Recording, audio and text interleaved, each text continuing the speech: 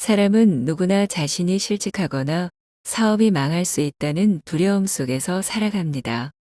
자본주의 사회에서 경제적 능력의 상실은 곧 사회적 실패에 해당하기 때문입니다.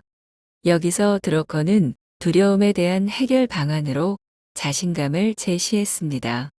그는 자신감으로 무장한 비전은 한계가 없다고 말합니다. 그렇다면 드러커가 말하는 자신감이란 무엇이며 자신감은 어떤 방식으로 우리에게 적용될까요? 그가 말하는 자신감은 선천적 자신감, 후천적 자신감, 그리고 믿음의 자신감으로 존재합니다.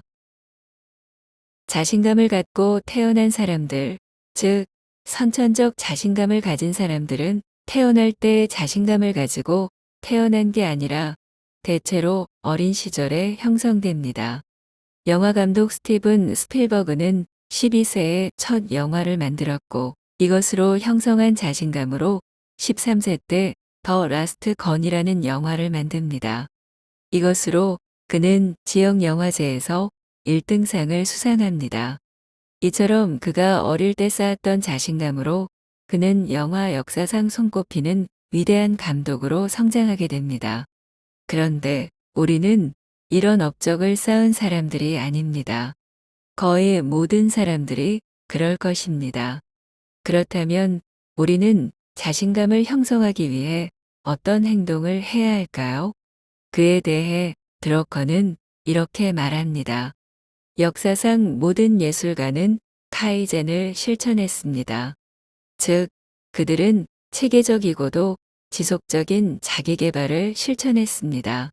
당신 역시 당신의 장점을 활용할 수 있는 분야에서 노력한다면 혹은 장점을 개발하기 위해 노력한다면 최고의 제작자가 될 것입니다.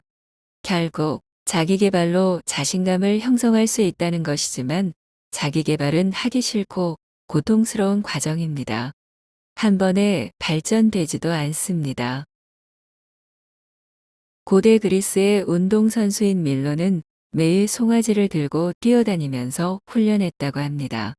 송아지는 당연히 잘할 테니까 날이 가면 갈수록 무거워지는 송아지를 들고 뛰어다니며 자신의 체력을 길렀다는 이야기입니다.